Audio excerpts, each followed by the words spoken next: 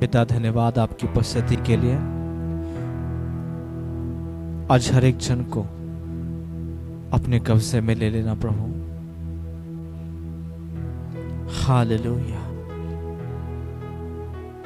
स्वर्ग का राज हमारे बीच में कब्जा करें। हमें से हर एक के जीवन में स्वर्ग के राज का कब्जा हो। प्रभु की उपस्थिति आज हमें से हर एक हृदय पर कब्जा करें, हर एक मन पर कब्जा करें। परमेश्वर की महिमा हर एक शरीर के ऊपर कब्जा करें। प्रभु का आत्मा हर एक के जीवन में, घर में, परिवारों में आज बहुतायत से काम करे। जितने भी हमें सुनेंगे पिता, जितने भी हमारे साथ मिलकर संगति करेंगे पिता, जितने भी आज आपकी आराधना करेंगे, आपकी बातों को सुनने के लिए बैठेंगे, आपके साथ संगति करने के लिए बैठेंगे, जितने भी आज प्रार्थना करने के लिए बैठेंगे, जुड़ेंगे हमारे साथ, आज प्रभु का आत्मा उन सब के जीवन में कब्जा करने पाए। परमेश्वर का अभिषेक उन सब को छुए। परमेश्वर का स्वर्ग, प्रभु का स्वर्ग, प्रभु का राज्य उनके जीवन में उतर आए, उनके घर और परिवारों में उतर आए और पूरी तरह से कब्जा करने पाए। पिता, आज पवित्र आत्मा की अगुवाई में पिता की गहरी उपस्थिति में हम जा सकें और आज पिता की सिद्ध इच्छा हमारे जीवन में पूरी होने पाए।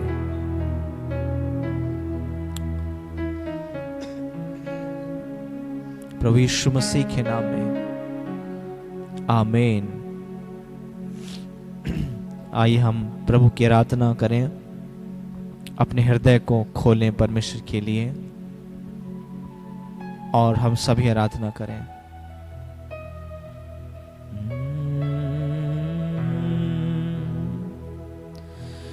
स्तुतियों के बीच में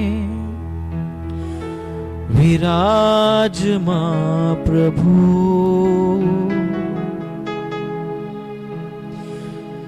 तू बढ़े और मैं घटूं।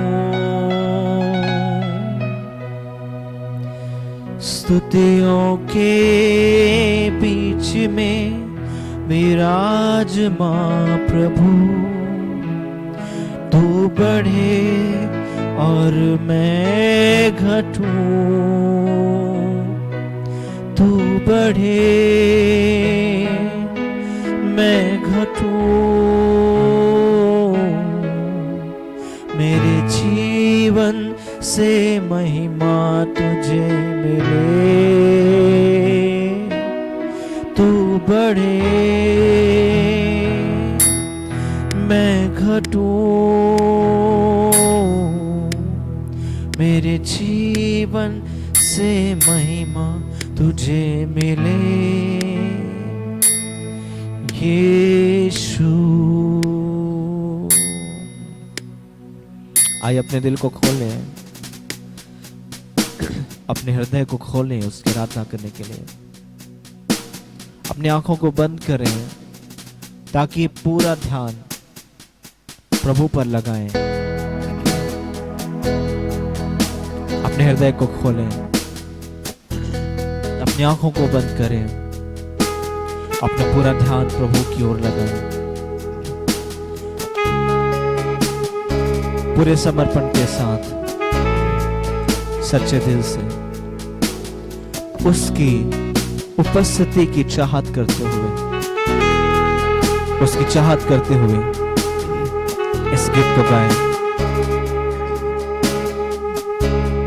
और देखना, जब आप उसकी चाहत करते हुए उसके लिए गाएंगे तब कैसे परमेश्वर की उपस्थिति आपके ऊपर उतरेगी, कैसे उसका आत्मा आपको छुएगा, कैसे उसकी महिमा आपके जीवन में उतर करके आएगी और कब्जा करेगी।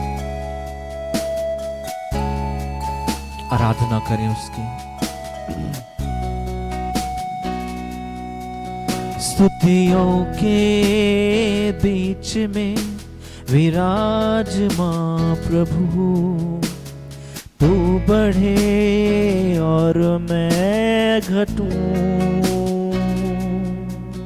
स्तुतियों के बीच में विराजमान प्रभु, तू बढ़े और मैं घटूं। तू बढ़े मैं घटूं। मेरे जीवन से महिमा तुझे मिले। तू बढ़े मैं घटूं। मेरे जीवन से महिमा तुझे मिले। तू बढ़े मैं घटूं। मेरे जीवन से महिमा तुझे मिले। तू बढ़े मैं घटूं। मेरे जीवन से महिमा तुझे मिले। यीशु नाम में चंगाई, यीशु नाम में है रिहाई। यीशु नाम में है भलाई। यीशु नाम में है सच्चाई। यीशु नाम में है चंगाई।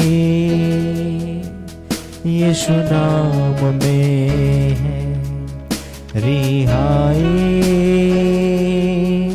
यीशु नाम में है भलाई। यीशु नाम में है सच्चाई। तू बढ़े मैं घटूं। मेरे जीवन से महिमा तुझे मिले। तू बढ़े मैं घटूं। मेरे जीवन से महिमा तुझे मिले। तू बढ़े मैं घटूं। मेरे जीवन से महिमा तुझे मिले। तू बढ़े मैं घटूं। मेरे जीवन से महिमा तुझे मिले। यीशु तेरे नाम के लिए जिए हम। तेरे नाम के लिए जिए हम। तेरे नाम के लिए जिए हम। तेरे नाम के लिए जिए हम। तू बढ़े मैं घटूं। मेरे जीवन से महिमा तुझे मिले। तू बढ़े मैं घटूं। मेरे जीवन से महिमा तुझे मिले। तू बढ़े मैं घटूं।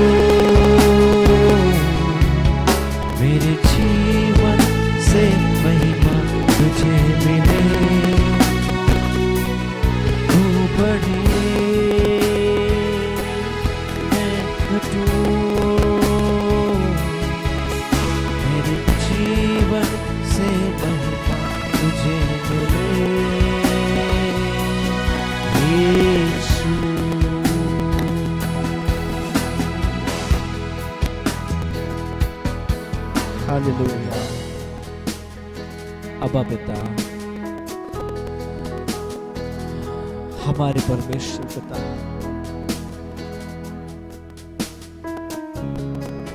हमारे प्यारे पिता, हमारे अच्छे पिता, हमारी परवाह करने वाले, हमारी चिंता करने वाले, हमारी देखभाल करने वाले, हमारे पिता, हमारे परमेश्वर, धन्यवाद ये जीवन हमें देने के लिए, और इस जीवन में आपकी आराधना करने का सौभाग्य हमें दिया, अपनी पहचान हमें दी। धन्यवाद, धन्यवाद हमारे जीवन में आने के लिए, धन्यवाद हमें छू लेने के लिए, धन्यवाद हमें थाम लेने के लिए, धन्यवाद हमें ढूंढ लेने के लिए, हमें अपना लेने के लिए, हमें संसार से अलग करके अपना वारिस बनाने के लिए। पिता धन्यवाद। आज फिर से हम सभी अपने हृदय को खोलते हैं आपके लिए, अपने जीवन को खोलते हैं आपके लिए। आज हम फिर से आपकी भरपूरी से भर जाएं। आज फिर से आपके लिए हम तैयार हो सके पिता। हम सबके जीवन में कब्जा करें पिता, अपने वचन को भेजें हमारा निर्माण करने के लिए। अपने वचन को भेजिए और अपनी आत्मा को उड़ेल दीजिए हम पर। भरपूर रोशनी हमें चाहिए। रोशनी की कमी हमारे जीवन में ना हो, रोशनी की कमी हमारे जीवन में ना हो। हमारी आंखें शुद्ध हो और पवित्र हो, साफ साफ देख सके, और आपकी तेज रोशनी से हमारी आंखें भरी रह सके। हमारा पूरा देह, हमारा पूरा मन, हमारी आत्मा आपकी रोशनी से भरपूर रह सके पिता। धन्यवाद। आज जब थोड़ी देर हम सभी मिल करके आपकी उपस्थिति में बैठे हैं, हम आपकी चाहत करते हैं। आप हम सबको आज छू लेना, हम सबसे बात करना, हम सबसे मुलाकात करना पिता। धन्यवाद, आपने हमारी विनती को सुना है। धन्यवाद प्रभु यीशु मसीह के नाम में, आमीन।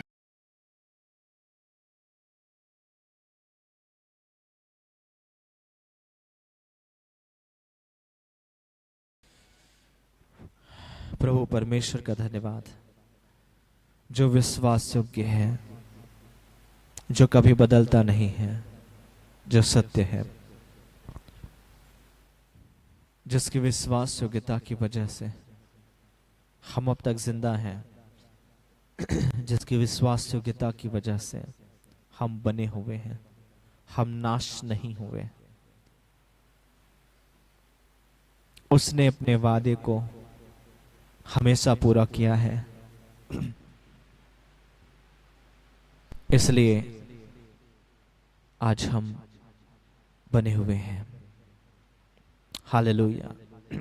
आज उस प्रभु को महिमा मिले, हमारे पिता को आज महिमा मिले। आज भी हम प्रार्थना करने के लिए, प्रभु के साथ संगति करने के लिए इकट्ठे हुए हैं। तो मैं चाहता हूं कि हम सब प्रभु के वचन की चाहत करें, कि प्रभु का वचन हम तक आए, और जब प्रभु का वचन हम तक आता है तो फिर हम उस वचन को पकड़ लेने के लिए तैयार रहें। उस वचन को भूलने के लिए नहीं, उस वचन को सिर्फ सुनने के लिए नहीं, लेकिन उसे पकड़ लेने के लिए तैयार रहें। उसको अपने जीवन में तुरंत से लागू करने के लिए तैयार रहें, और जब वचन आएगा तो उस वचन में हमारे लिए आज की प्रार्थना का विषय होगा। तो हम प्रार्थना करेंगे, लेकिन पहले वचन में जाएंगे और वचन में जिस भी तरह का प्रार्थना का विषय आज खुलता है उसके अनुसार हम प्रार्थना करेंगे। आमीन। पिछले सप्ताह गुरुवार को इस ऑनलाइन प्रार्थना के समय में हमने इस बात को देखा था कि हागे की पुस्तक से हमने देखा था और प्रकाशित वाक्य की पुस्तक से हमने देखा था। और हागे की पुस्तक में हमने ये देखा था कि प्रभु ने कहा कि मेरा भवन उजाड़ पड़ा है, उसे बनाओ। और मेरे भवन के उजाड़ होने का वजह यह है क्योंकि तुम मेरे मार्ग से भटक गए हो, तुमने मुझे त्याग दिया है, मेरे मार्गों को छोड़ दिया है, तुमने मेरा भय मानना छोड़ दिया है, तुमने अपना समर्पण छोड़ दिया है। तुम्हारे भटकने की वजह से और मेरे विरुद्ध चाल चलने की वजह से ये मंदिर उजाड़ पड़ा। और ये मंदिर इसलिए उजाड़ हुआ ताकि तुम जो मेरे विरुद्ध होकर के जीवन जी रहे हो और काम कर रहे हो, उसकी वजह से जो न्याय होना चाहिए तुम्हारे जीवन में, जो दंड आना चाहिए तुम्हारे जीवन में, वो आए। और ये न्याय इसलिए नहीं कि तुम्हारा नाश किया जाए, ये इसलिए है ताकि तुमको एहसास करवाया जाए कि तुम बिगड़ गए हो, तुम भटक गए हो, तुम अपने मकसद से फिर चुके हो। तुमको एहसास करवाने के लिए ये न्याय है।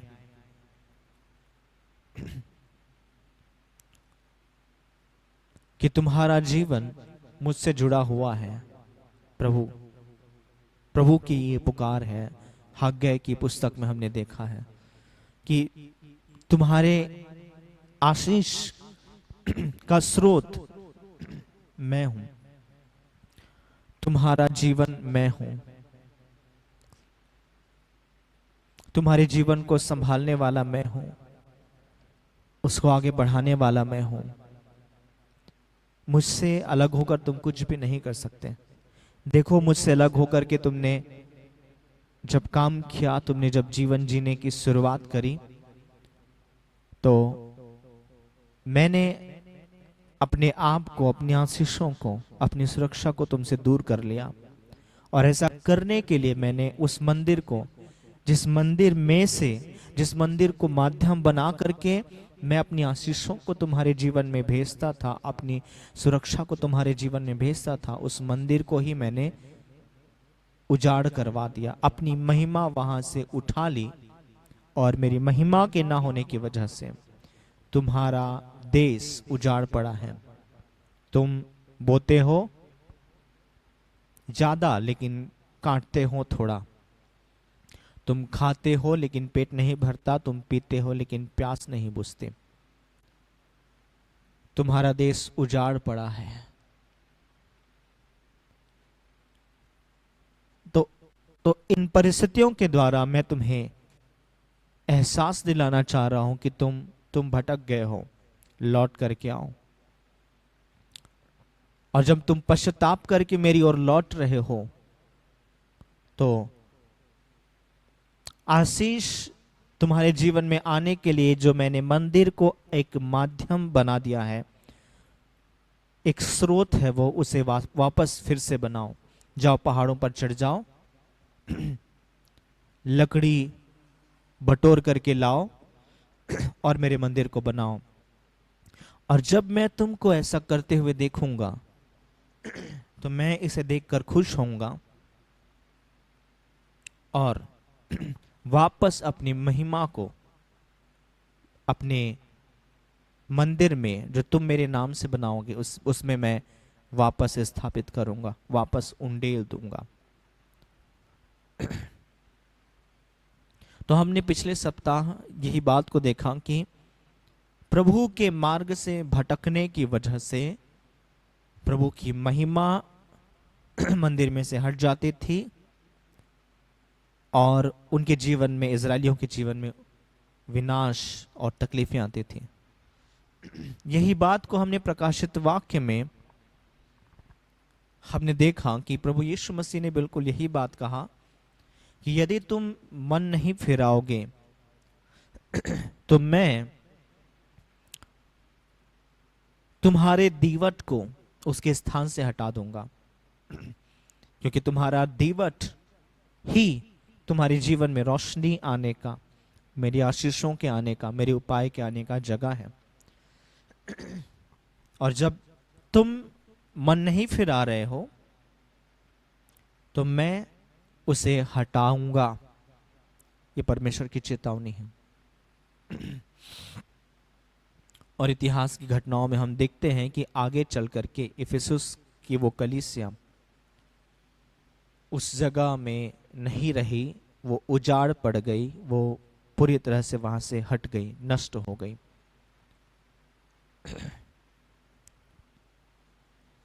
परमेश्वर की महिमा के उठाए जाने की वजह से लोगों के जीवन में असर पड़ता है, परमेश्वर के लोगों के जीवन में असर पड़ता है। हालेलुया।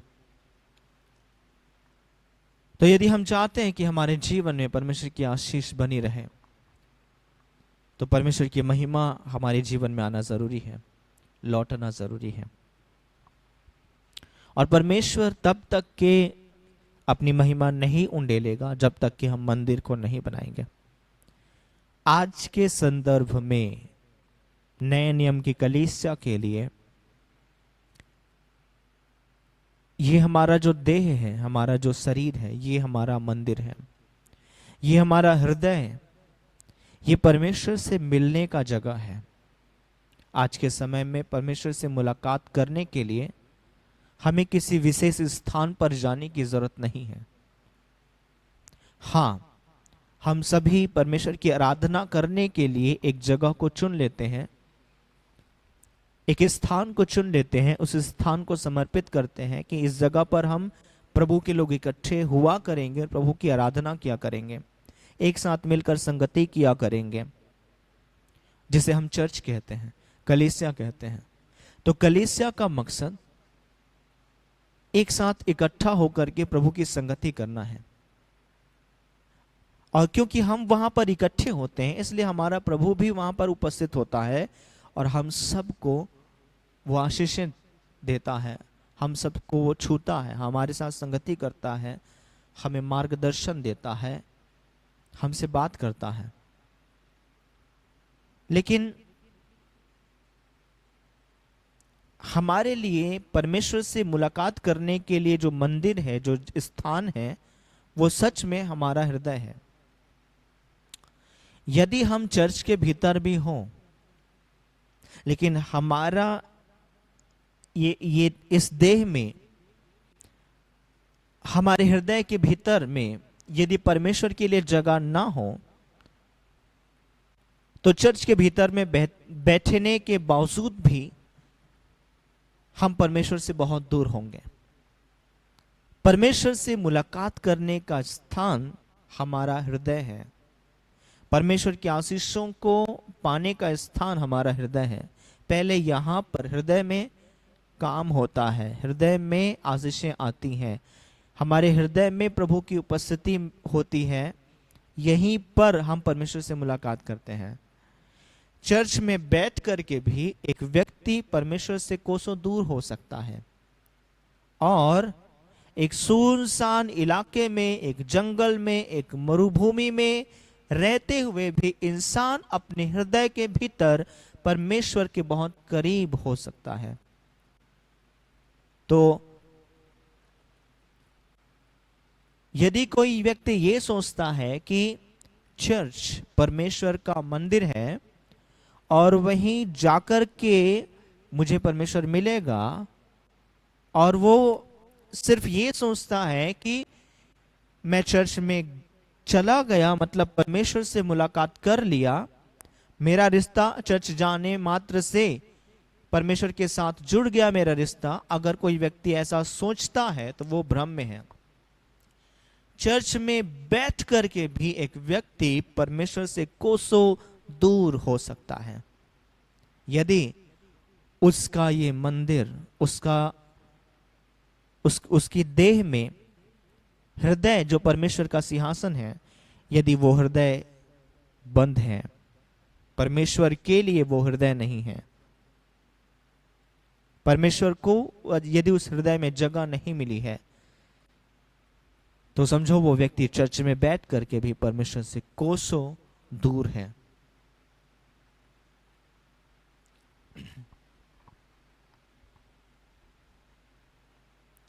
प्रभु ने कहा, मेरा मंदिर, मेरा भवन बनाओ, मेरा भवन बनाओ। आज के समय में भवन का मतलब, परमेश्वर की मंदिर का मतलब है हमारा जीवन, हमारा शरीर, हमारा जीवन, ये हृदय, हमारा व्यक्तित्व, जिसमें हमारी आत्मा, हमारा प्राण, हमारा शरीर आता है। इन तीनों को यदि हमने परमेश्वर के लिए नहीं दिया है, समर्पित नहीं किया है, तैयार नहीं किया है प्रभु के यहां वास करने के लिए, तो ये उजाड़ पड़ा रहेगा और प्रभु की उपस्थिति यहां नहीं रहेगी। तो परमेश्वर के लोगों,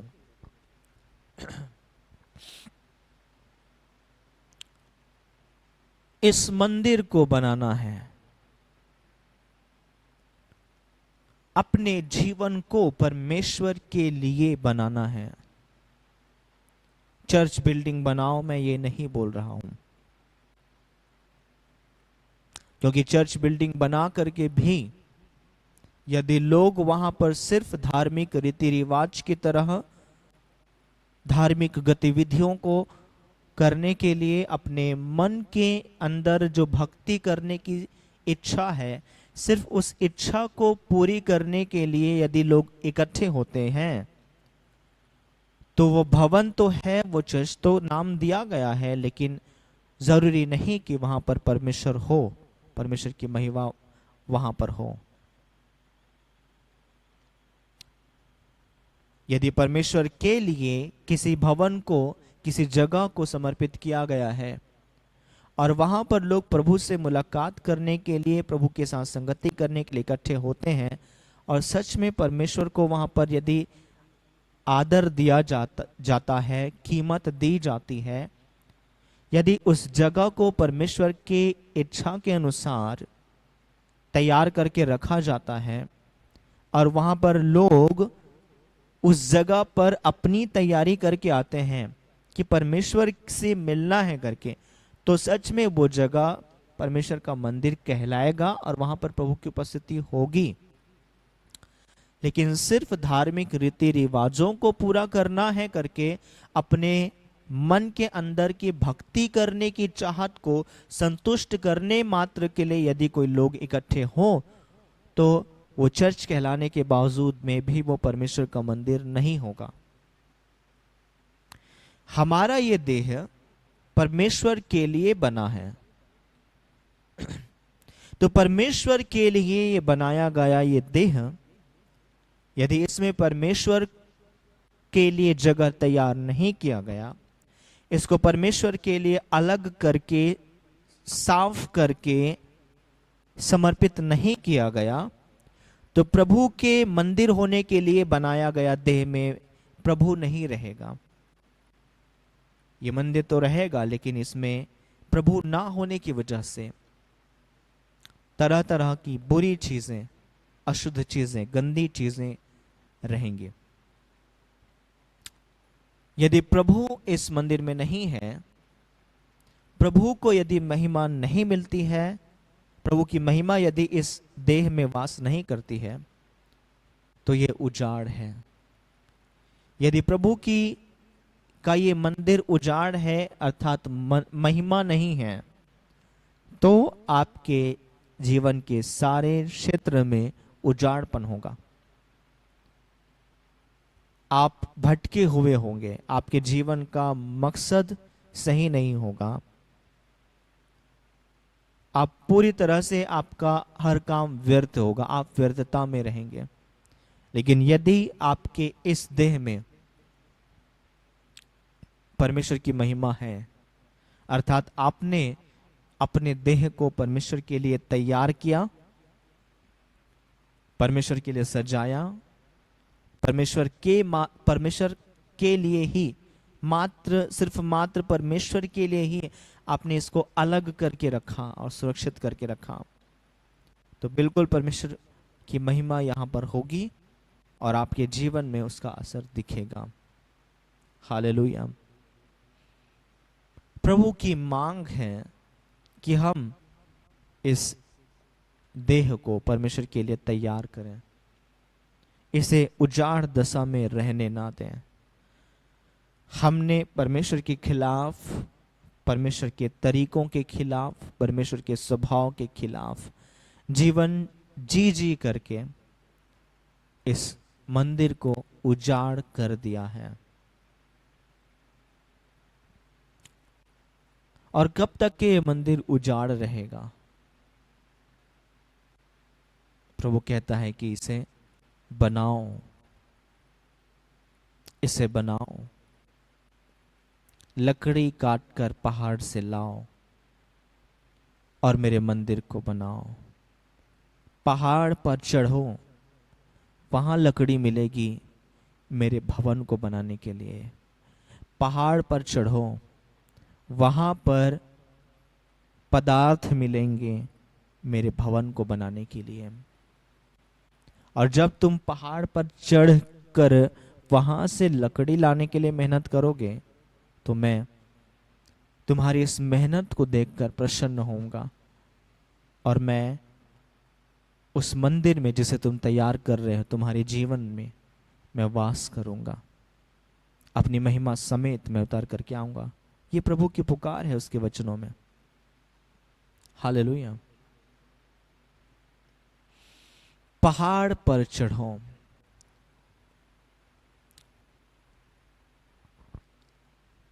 हमें गीत गाते हैं जो बाइबल के वचनों से लिखा गया है। पर्वतों को देखूंगा मैं, कौन है मददगार मेरा।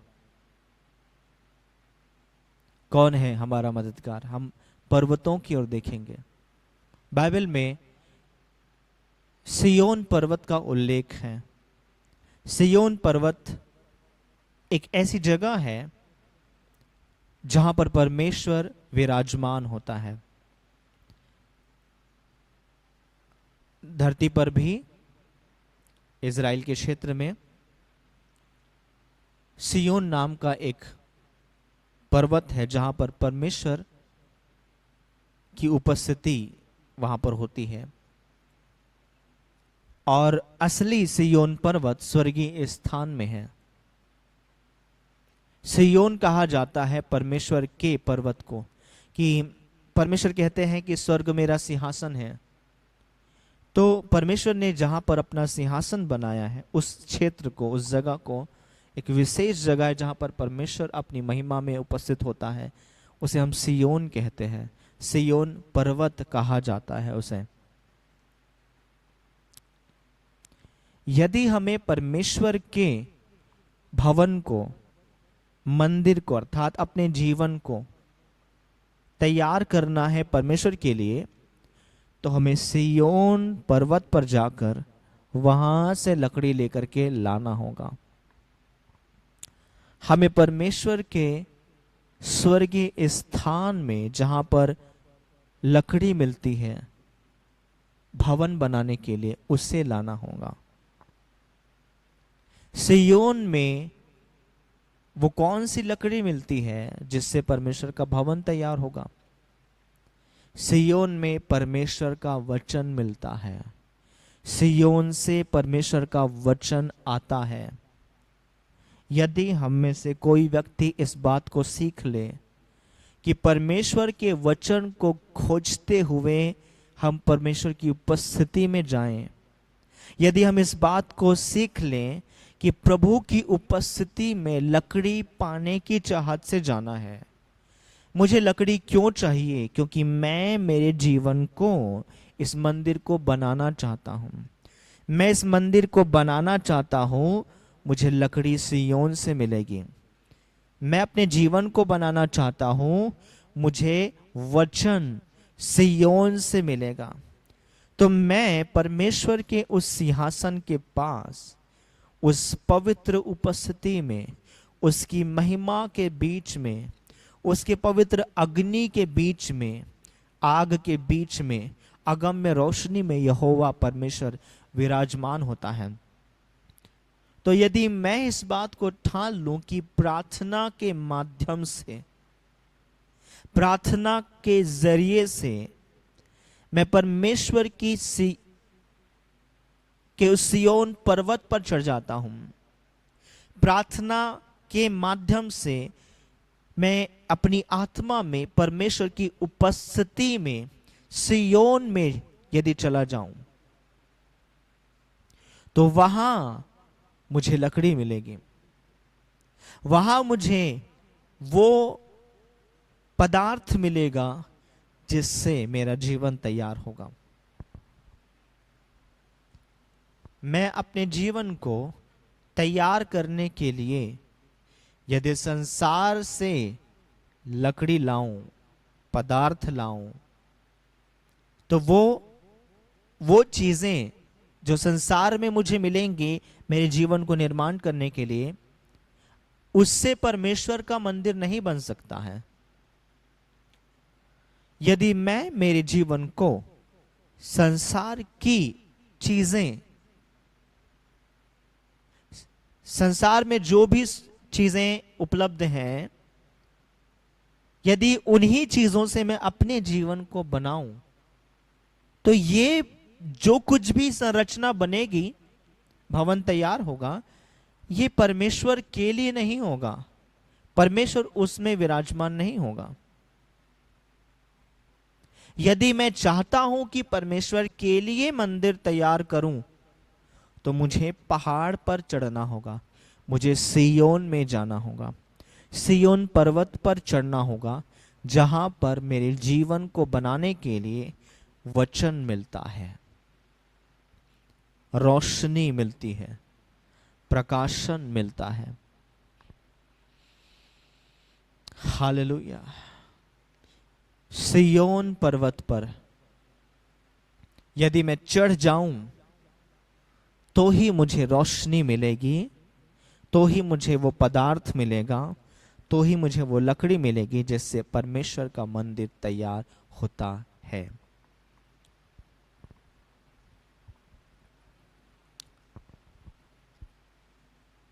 यदि मेरे जीवन को मैंने सिय्योन से लाई गई लकड़ी से मैंने नहीं तैयार किया है, और संसार से आए हुए पदार्थों से मैंने अपने जीवन को तैयार किया है, संसार के चाल चलन, संसार के तौर तरीके जो अशुद्ध हैं और गंदे हैं, यदि उन्हीं चीजों से मैंने अपने जीवन को तैयार किया है, तो परमेश्वर कभी भी मेरे जीवन में अपनी महिमा समेत उतर के नहीं आने वाले हैं। ये सच्चाई है।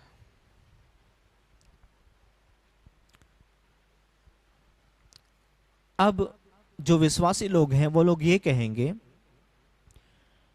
कि जब मैंने यीशु मसीह को ग्रहण किया और मेरे प्रभु के रूप में स्वीकार किया, तब यीशु मसीह का लहू मेरे हृदय में आया, मेरी आत्मा को धो करके साफ किया, मेरा उद्धार किया, और परमेश्वर का आत्मा मेरे अंदर रहने के लिए आ गया।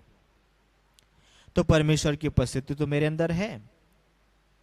लोग, विश्वासी लोग ये कहेंगे कि यीशु के लहू ने मेरी आत्मा को धोकर साफ किया और पवित्र आत्मा मेरे अंदर आकर के रहने लगे, तो मैं तो परमेश्वर का मंदिर हूं ही, पवित्र आत्मा मेरे अंदर वास करते हैं। और पास्टर जी, आप ये कह रहे हो कि सिय्योन से लकड़ी लाना पड़ेगा, सिय्योन से पदार्थ ला करके जीवन को तैयार करना पड़ेगा, तब परमेश्वर मेरे जीवन में वास करेगा। आप तो गलत बोल रहे हो। क्योंकि हमें तो ये सिखाया गया है कि हमारे कार्यों के ऊपर निर्भर नहीं है। हमें तो ये सिखाया गया है कि यीशु के लहू से मेरा आत्मा शुद्ध किया गया है, मेरा हृदय शुद्ध किया गया है, मेरे पाप दूर किए गए हैं। मेरे कामों से मैं शुद्ध नहीं हुआ हूं, लेकिन यीशु मसीह के लहू के द्वारा, उसके अनुग्रह से मैं शुद्ध हुआ हूं। तो जब यीशु के लहू ने मुझे शुद्ध किया है और पवित्र आत्मा मेरे अंदर आकर रहने लग गए हैं, तो और कहां से परमेश्वर की उपस्थिति मुझे चाहिए? परमेश्वर तो मेरे अंदर रहते हैं। अब जब मैंने मेरे कार्यों के द्वारा अपने हृदय को तैयार नहीं किया, लेकिन यीशु के अनुग्रह से, यीशु के लहू के द्वारा मेरा हृदय तैयार हुआ और पवित्र आत्मा आकर रहने लगे, तो अब आप और एक्स्ट्रा क्या करने की बात कह रहे हो? परमेश्वर तो ऑलरेडी मेरे अंदर है। आप ये सवाल उठाएंगे, लेकिन मैं आपको कहना चाह रहा हूं, आप जो कह रहे हैं कि पवित्र आत्मा आपके अंदर रहने के लिए आए हैं, वो सत्य है। यदि आप यीशु के बच्चे हैं और यीशु को आपने अपना प्रभु स्वीकार किया और यीशु के लहू ने आपके हृदय को साफ किया, आपकी आत्मा को साफ किया और पवित्र आत्मा आपके अंदर आकर रहने के लिए आए, प्रभु का जीवन आपके अंदर रहने के लिए आया, ये सत्य है। लेकिन ये अधूरा सत्य है। इससे और आगे की बात आप नहीं जानेंगे, तभी सवाल उठाएंगे। यदि आप इससे और आगे की बात नहीं जानते हो, तो आप मेरे इस प्रचार पर सवाल उठाओगे कि मुझे और एक्स्ट्रा कुछ करने की जरूरत नहीं मेरे जीवन को प्रभु के मंदिर के रूप में तैयार होने के लिए। मैं आपसे एक सिंपल सा सवाल पूछना चाहता हूं। यदि आप ये दावा करते हैं कि परमेश्वर आपके अंदर रहते हैं, तो साबित करके दिखाओ। यदि आप ये दावा करते हैं कि परमेश्वर मेरे अंदर रहते हैं, तो वो मुझे दिखता क्यों नहीं है? वो लोगों को दिखता क्यों नहीं है? यदि परमेश्वर आपके अंदर रहते हैं, तो परमेश्वर कितने लोगों को दिखे हैं आपके जीवन से? यदि परमेश्वर के आप मंदिर हो, तो जरूर ऐसा हुआ होगा कि जब लोग इस मंदिर के पास आए होंगे, तो उन्होंने परमेश्वर से मुलाकात किया होगा। मतलब लोग जब आपके पास आते होंगे, तो परमेश्वर का दर्शन करके जाते होंगे। तब मैं कहूंगा कि सच में परमेश्वर आपके अंदर रहता है। और यदि आप कहते हैं कि प्रभु का आत्मा मेरे अंदर रहता है, प्रभु मेरे अंदर रहता है, लेकिन लोग परमेश्वर को नहीं देखते, लोगों की वो परमेश्वर तो मेरे अंदर में रहता है, तो दिखेगा कैसे? वो तो आत्मा है, लोगों को दिखेगा नहीं, वो सिर्फ मेरे अंदर रहता है, बस। आप बस इतना कह रहे हैं, तो ये अधूरी बात है, अधूरा काम है, पूरा काम नहीं है। क्योंकि प्रभु परमेश्वर ने अपना काम पूरा किया है। यीशु के बलिदान ने अपना काम पूरा कर दिया है, लेकिन आपके लिए भी काम है। यीशु मसीह के लहू ने आपको इस कदर धोया है, आपकी आत्मा को, कि उसमें थोड़ा भी दाग नहीं, थोड़ा भी पाप नहीं। आपकी आत्मा को यदि यीशु ने धोया है, तो वो सच में पवित्र आत्मा के रहने की जगह है, और पवित्र आत्मा आपकी आत्मा के अंदर रहने के लिए आए हैं। लेकिन आपकी आत्मा आपके व्यक्तित्व का सबसे अंदरूनी हिस्सा है। जब तक कि यीशु मसीह सिर्फ आपकी आत्मा के अंदर होगा, जब तक कि प्रभु की उपस्थिति सिर्फ आपके आत्मा के अंदर होगी, तब तक के बाहर वालों को, दुनिया के लोगों को परमेश्वर दिखने वाला नहीं है। जब तक के सिर्फ आपके आत्मा के अंदर पवित्र आत्मा रहेंगे, तब तक के बाहर में किसी व्यक्ति को आपके जीवन से फायदा होने वाला नहीं है। कोई भी व्यक्ति परमेश्वर को आपके जीवन से देखने वाला नहीं है। तो सिर्फ अपनी आत्मा के अंदर पवित्र आत्मा को पा लेने से परमेश्वर अपनी भरपूरी में मेरे अंदर है ऐसा नहीं कहा जा सकता, क्योंकि परमेश्वर की उपस्थिति मेरी आत्मा में अपनी भरपूरी के साथ आई है, लेकिन वो सिर्फ मेरी आत्मा के अंदर कैद है। इसलिए मेरे जीवन में परमेश्वर बाहर से नहीं दिखेंगे।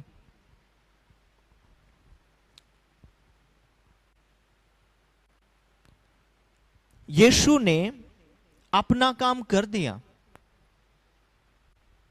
कि आपके अंदर आकर के रहना शुरू कर दिया, आपकी आत्मा में, ताकि आपके अंदर आकर के वो रहे। और आपके अंदर आने का मकसद है कि आपके अंदर में स्वर्ग को लेकर के आए, आपको स्वर्ग से कनेक्ट करे, आपको परमेश्वर से कनेक्ट करे।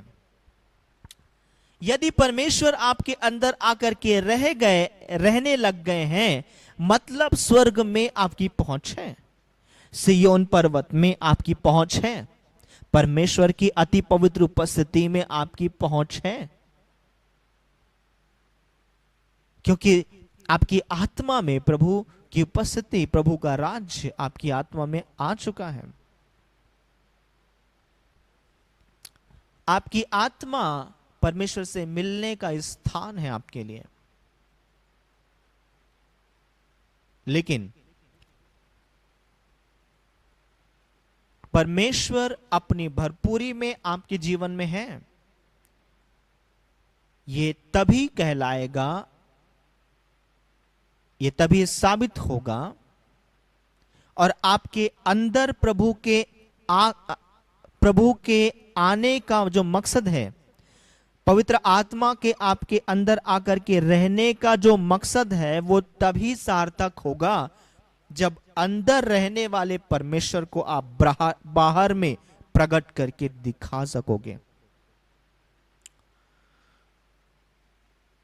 जब तक कि आप असमर्थ हो प्रभु को अपने जीवन से प्रकट करके दिखाने में, आप जब तक असमर्थ हो तब तक के प्रभु के आपके अंदर आकर रहने के पीछे का मकसद अधूरा है, अधूरा है। वो जिस वजह से आपके अंदर आकर के रहने लगे हैं, जिस मकसद के लिए वो आपके अंदर आकर रहने लगे हैं, वो मकसद आगे नहीं बढ़ रहा है, वो पूरा नहीं हो रहा है। समझ लीजिए, यदि आप उसे बाहर लाने के लिए प्रभु के वचन के अनुसार जो आवश्यक कदम आपको उठाने, यदि नहीं उठाएंगे और वो बाहर प्रकट नहीं होगा, तो प्रभु के आपके अंदर आकर रहने के पीछे का मकसद अधूरा है, वो पूरा नहीं हुआ है। और यदि आप ऐसे ही जीते रहे और अपनी पूरी जिंदगी प्रभु को सिर्फ अपने अंदर रख करके ही जीते रहे और बाहर लाने में असमर्थ हो गए, तो मैं आपको ये बताना चाहता हूं कि आपने परमेश्वर के आपके अंदर आकर रहने के मकसद को पूरा नहीं किया। आपने यीशु के बलिदान को व्यर्थ कर दिया। आपने यीशु ने जो पीड़ा सही आपके लिए, यीशु ने जो अपमान सही आपके लिए, यीशु ने अपनी जिंदगी कुर्बान की आपके लिए, वो क्रूस पर चढ़ करके उसने जो काम पूरा किया आपके लिए, उसे आप अपने जीवन में पूरी तरह से पाने में, लागू करने में असफल हो गए।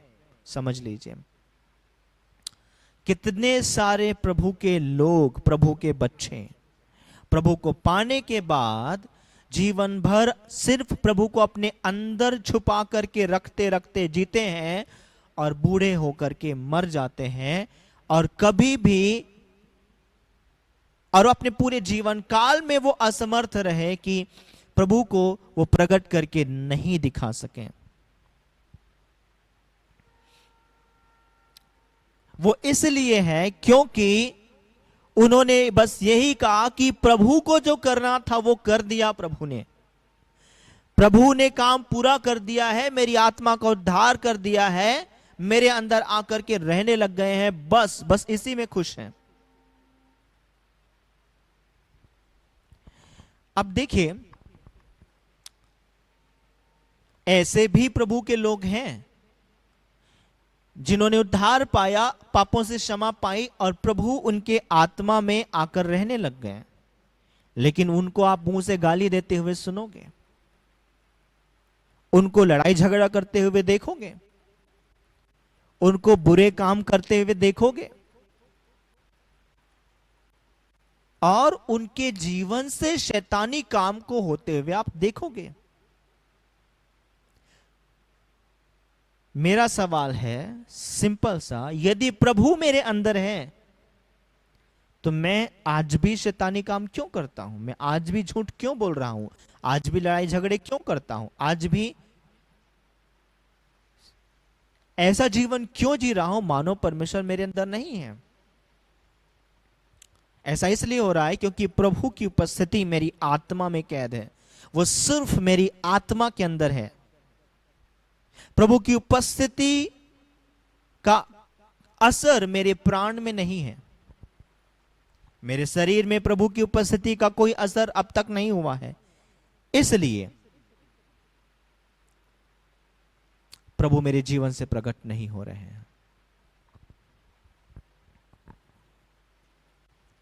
प्रभु ने कहा, मेरा भवन, मेरा मंदिर तैयार करो। चलिए, आज का वचन हम पढ़ेंगे 1 कुरिन्थी उसका 6 अध्याय। 1 कुरिन्थी 6 अध्याय 19 वचन।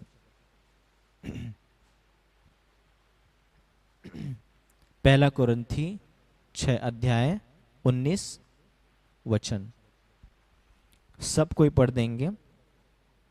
क्या तुम नहीं जानते कि तुम्हारी देह पवित्र आत्मा का मंदिर है, जो तुम में बसा हुआ है और तुम्हें परमेश्वर की ओर से मिला है और तुम अपने नहीं हो?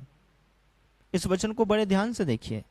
यहां पर लिखा है, क्या तुम नहीं जानते कि तुम्हारी देह पवित्र आत्मा का मंदिर है? कौन सा चीज पवित्र आत्मा का मंदिर है? बताओ। तुम्हारी देह पवित्र आत्मा का मंदिर है। ध्यान देना, तुम्हारी देह पवित्र आत्मा का मंदिर है। आगे पढ़ोगे तो लिखा है, जो तुम में बसा हुआ है और तुम्हें परमेश्वर की ओर से मिला है। ये तुम्हारी देह पवित्र आत्मा का मंदिर है। किसका मंदिर है? पवित्र आत्मा का। और वो पवित्र आत्मा तुम्हारे अंदर बसा हुआ है और वो पवित्र आत्मा तुम्हें परमेश्वर की ओर से मिला है, तुम्हारे कार्यों की वजह से नहीं, तुम्हारे भलाई करने की वजह से नहीं, तुम्हारे अच्छे कर्मों की वजह से तुम्हें पवित्र आत्मा नहीं मिला।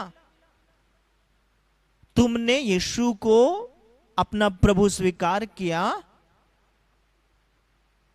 और परमेश्वर की संतान होने का अधिकार पाया, इसलिए तोहफे के रूप में परमेश्वर की ओर से तुम्हें पवित्र आत्मा मिला। और वो पवित्र आत्मा तुम में बसा हुआ है, तुम्हारे भीतर बसा हुआ है। जब भीतर वाली बात कही जा रही है तो भीतर का मतलब है आपकी आत्मा। वो पवित्र आत्मा तुम्हारे भीतर अर्थात तुम्हारी आत्मा में बसा हुआ है। और जो तुम्हारी आत्मा में बसा हुआ है पवित्र आत्मा, उस पवित्र आत्मा का मंदिर तुम्हारा देह है। अब आप लोग मुझे बताओ, पवित्र आत्मा अभी कहां बसे हुए हैं? आपके आत्मा में। और आपकी आत्मा में वो कहां से आए हैं? परमेश्वर की ओर से आए हैं। लेकिन उनका मंदिर तो आपका शरीर है। हालेलुया। पवित्र आत्मा का मंदिर कहां है? आपका देह। सुनिए, आपके जीवन में काम अधूरा है अभी। आप सब जानते हैं कि हमारा परमेश्वर 3 in 1 है। जानते हैं कि नहीं? कि 3 अलग अलग व्यक्तित्व हैं। हम जानते हैं पिता परमेश्वर, पुत्र परमेश्वर अर्थात प्रभु यीशु मसीह, और पवित्र आत्मा परमेश्वर। उनके 3 अलग अलग व्यक्तित्व हैं। एक ही परमेश्वर, लेकिन 3 अलग अलग व्यक्तित्व। जब प्रभु का आत्मा आपके भीतर आकर के रहने लगा है, तो आपको पता है आपकी आत्मा का प्रभु यहोवा है। आपकी आत्मा में पिता परमेश्वर के रहने के लिए जगह है। पिता परमेश्वर ने आपके आत्मा, प्राण और शरीर में से आपकी आत्मा को चुना है अपने सिंहासन के रूप में। परमेश्वर के तीनों व्यक्तित्व को आपके अंदर जगह मिलनी चाहिए। एक ही परमेश्वर, लेकिन 3 अलग अलग व्यक्तित्व। और आप लोग भी 3 in 1 है। जानते हैं आप लोग? इंसान भी 3 in 1 है। इंसान आत्मा है, इंसान प्राण भी है, इंसान शरीर भी है। तो आपकी आत्मा परमेश्वर पिता के लिए बैठने का जगह है, रहने का जगह है, बसने का जगह है। और आपका जो प्राण है, यह प्रभु यीशु मसीह के बसने का जगह है। आपके प्राण के सिंहासन पर प्रभु यीशु मसीह बैठना चाहिए। ये आपका प्राण उनके अधिकार में आता है। और आपका जो शरीर है, यह पवित्र आत्मा के लिए बना है। यह पवित्र आत्मा का सिंहासन है, यह पवित्र आत्मा का मंदिर है। तीनों हिस्सा, प्रभु यहोवा, पिता परमेश्वर आपकी आत्मा में उनका अधिकार क्षेत्र है, उनका कार्य क्षेत्र है, उनका बसेरा है। आपके प्राण का अधिकार क्षेत्र प्रभु यीशु मसीह के दायरे में आता है, यह उनके लिए है। और आपका शरीर पवित्र आत्मा के लिए है। आप ये कहकर कि खुश मत हो जाइए कि यीशु मसीह ने अपने लहू से आपकी आत्मा को धोकर के शुद्ध कर दिया और पिता, पुत्र और पवित्र आत्मा तीनों आपके अंदर वास करते हैं। ये गलत है, अभी पूरा नहीं हुआ है काम। पिता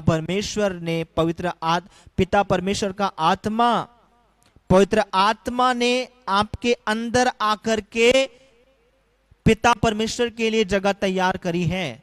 पिता परमेश्वर के साथ रिश्ता आपका जुड़ा है। लेकिन आज आपके प्राण और आपके शरीर में अभी तक पुत्र परमेश्वर का और पवित्र आत्मा परमेश्वर का पूरा कब्जा नहीं हुआ है, वो आकर रहते नहीं हैं। यदि यीशु मसीह आपके प्राण के भीतर में आकर के रहने लग जाएं, यदि आपका प्राण प्रभु यीशु मसीह के लिए बना है, यदि प्रभु यीशु मसीह के दायरे में, कंट्रोल में, अधिकार में आपका प्राण आ जाए, तो आप तो समझ जाइए कि आप सिद्ध मनुष्य हो। आपके अंदर एक भी ख्याल गंदा नहीं होगा, एक भी बुरी सोच नहीं होगी। प्योर परमेश्वर आपके ख्यालों में, आपकी सोच में प्रकट हो जाएगा। हालेलुया। और यदि पवित्र आत्मा प्रभु आपके शरीर में आकर रहने लग जाए, तो ये जो शरीर है इसका छुटकारा हो जाएगा। ये शरीर अभी नश्वर दशा में, अर्थात इसमें बीमारी का अटैक हो सकता है। ये शरीर धीरे धीरे बुढ़ापा की ओर जाता है और मृत्यु इस शरीर को खा जाती है एक दिन।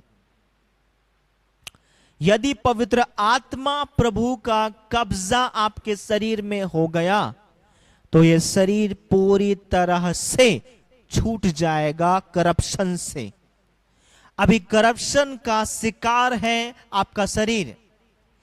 यदि पवित्र आत्मा प्रभु की महिमा आपके शरीर में उतर आई, ठहर गई, तो आपका शरीर रूपांतरित हो जाएगा। और जैसे यीशु मसीह मर करके जिंदा होने के बाद में जिस महिमा में देह में थे, वैसे ही आपका देह वही रूप ले लेगा। अब बहुत सारे लोग मेरी इस बात को जब सुनेंगे तो कहेंगे कि ये तो जैसा हमको सिखाया गया है थियोलॉजी के हिसाब से एकदम करेक्ट नहीं है। क्या करेक्ट नहीं है? कि शरीर का उद्धार होने के लिए तो पहले हमें मरना होगा, या फिर जब यीशु मसीह बादलों पर आएंगे तब हमारा शरीर का उद्धार होगा, अभी नहीं होने वाला है।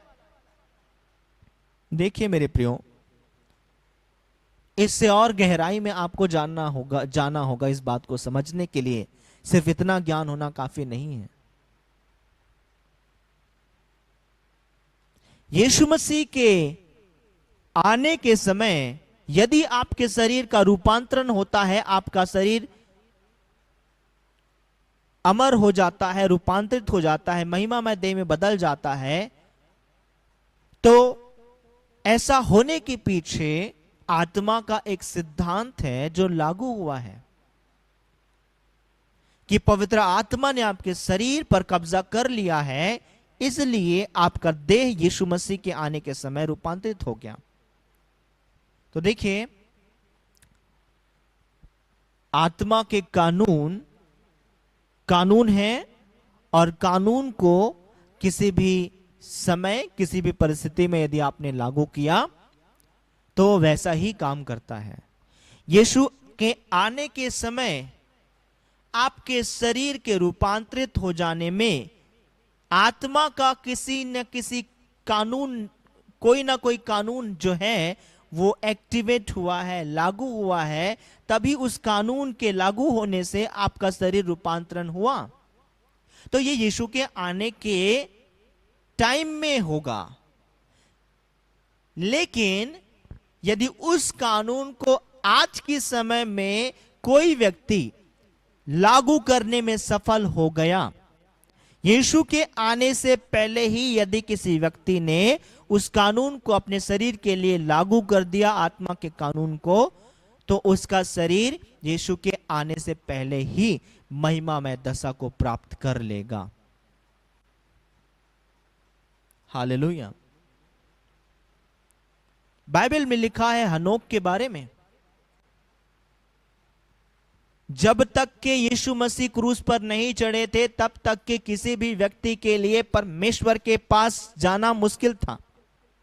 किसी भी व्यक्ति के लिए स्वर्ग में चढ़ना मुश्किल था। किसी भी व्यक्ति के लिए जिंदा स्वर्ग में उठाया जाना असंभव था।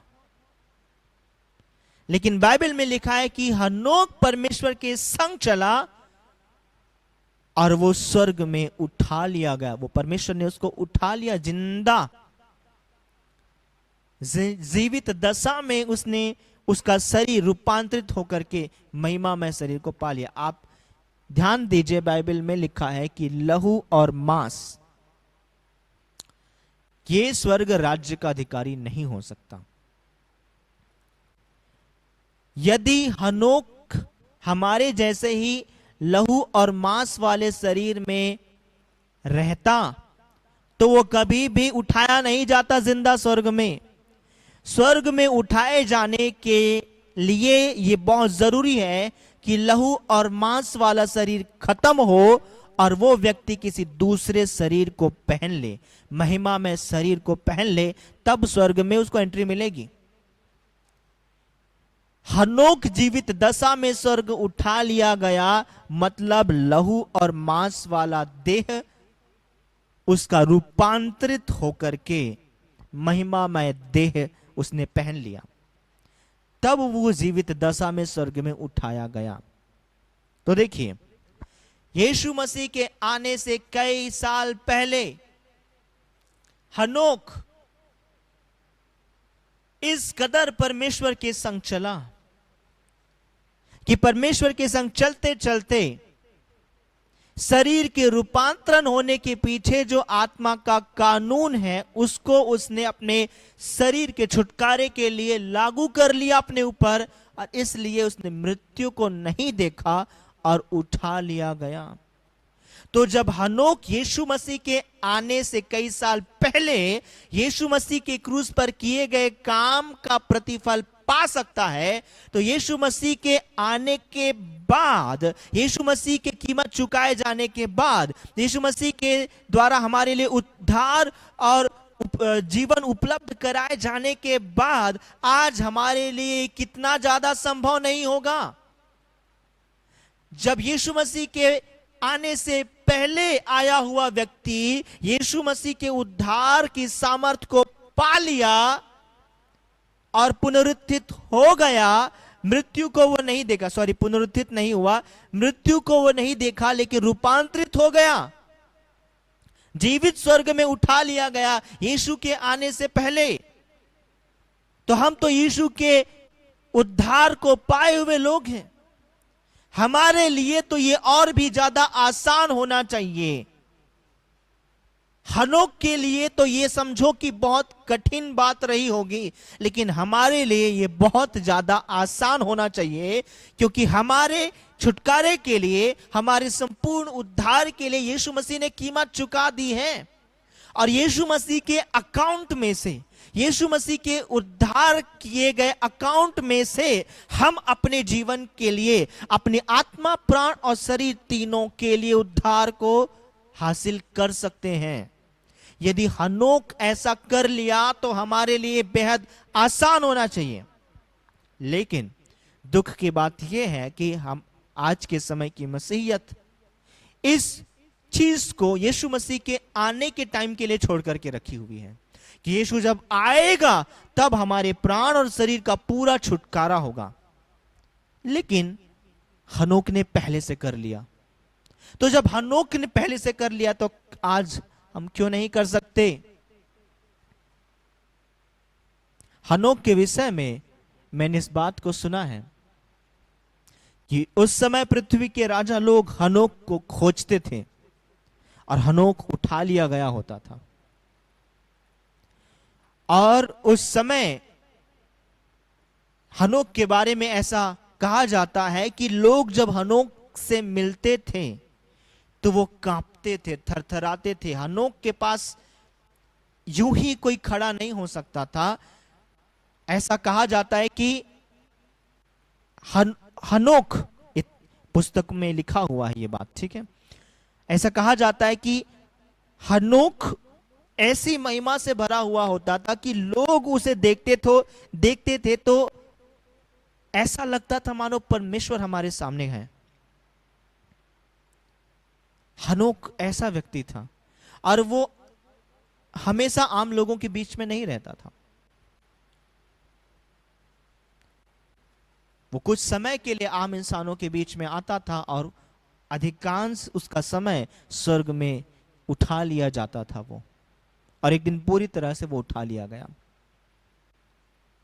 बाइबल में हनोक के उठाए जाने के विषय में लिखा है, और इतिहास की पुस्तकों में हनोक के विषय में कुछ और गवाहियां भी लिखी हुई है, जिसको मैंने बताया। यहूदियों को यह बात पता है। आज पॉसिबल है, जब हनोक के समय यह पॉसिबल था, तो आज और भी ज्यादा पॉसिबल है। आज हमने सिर्फ यीशु को अपने अंदर छुपा कर रखने का फैसला लिया है, बस इसीलिए दिक्कत बस यही है, हमने असली मसीहियत को पहचाना ही नहीं है। हमने उद्धार के असली मतलब को पूरी तरह से अब तक जाना ही नहीं है। क्यों उद्धार दिया गया, इसको हमने जाना ही नहीं है। आज के समय में विश्वासी बस उद्धार पाने का मतलब बस यही समझते हैं कि उद्धार पाना मतलब हमारा नाम जीवन की पुस्तक में लिखा गया, हमारे पाप क्षमा हुए और मरेंगे तो हमारी आत्मा स्वर्ग जाएगी। बस सिर्फ इतना ही पता है विश्वासियों को, आज के समय के विश्वासियों को, और सिर्फ इतनी नॉलेज के द्वारा उन्होंने उद्धार की जो मतलब है उसको एकदम सीमित कर दिया है, छोटा कर दिया है। और इसलिए आज के समय के विश्वासी लोग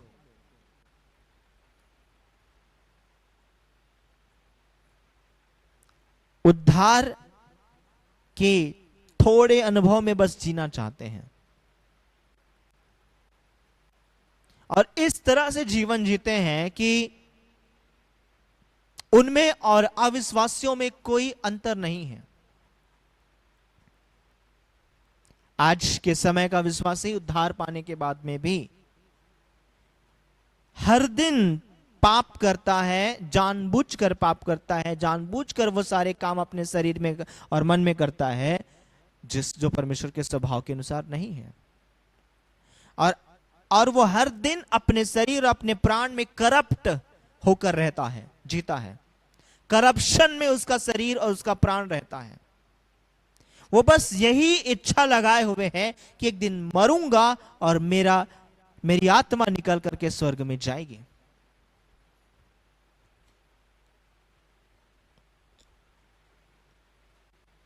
मैं कहता हूं कि कोई गारंटी नहीं है,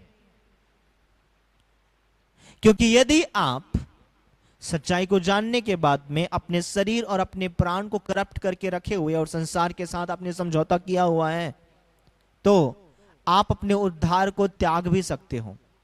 आपका उद्धार अपने आप से नष्ट नहीं होता, लेकिन आप उसे गंवा सकते हो, आप उसे त्याग सकते हो,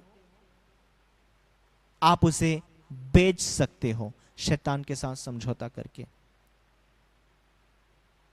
जब आज आप अपने शरीर में अपने आप को करप्ट करके, ये जानते हुए कि ये पवित्र आत्मा का मंदिर है, ये मेरा नहीं है, ये जानते हुए भी यदि आप अपने शरीर को आज करप्ट कर रहे हो, अपने प्राण को आप करप्ट कर रहे हैं, कोई यीशु मसीह के लिए ये है, तो आप संसार की चीजों के लिए अपने उद्धार को बेच भी सकते हो, गंवा भी सकते हो, त्याग भी सकते हो।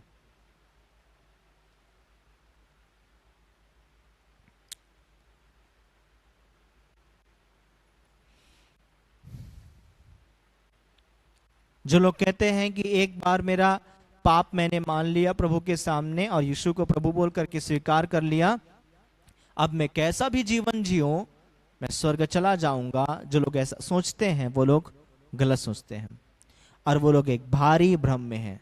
जिस तरह से आप अपने जीवन में हर दिन प्रभु की आज्ञा को जानने के बाद में भी उनके वचनों को ठुकरा करके उनके वचनों के खिलाफ जीने का फैसला लेते हो, तो जब आप ऐसा कर सकते हो तो आप मौका पड़ने पर अपने उद्धार को बेच भी दोगे, अपने उद्धार को खो बैठोगे, अपने उद्धार को आप त्याग भी दोगे।